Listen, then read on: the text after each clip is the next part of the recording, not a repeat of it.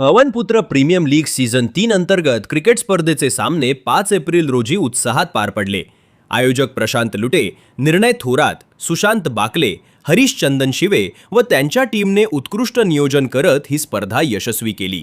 अंतिम सामन्यात एसके ग्रुपने शानदार कामगिरी करत विजेतेपद पटकावले, तर जेएमडी ग्रुप उपविजेता ठरला. या स्पर्धेची खास बाब म्हणजे पुरुषांसोबतच महिलांचे सामनेही आयोजित करण्यात आले.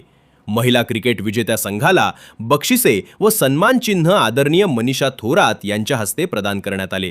स्पर्धेचे उद्घाटन युवा मोर्चा भाजपा भिवंडी शहर अध्यक्ष श्रीधर पाटील, जॉयकुमार कंपनीचे सर्वेसर्वा सुजित तात्या पाटील, माजी सरपंच संजय पाटील, विनोददादा मुकादम, देवेंद्र पाटील, सरपंच अल्पेशा तरे, पंकज तरे, निर्णय थोरात व शुभम मिश्रा यांच्या उपस्थितीत झाले.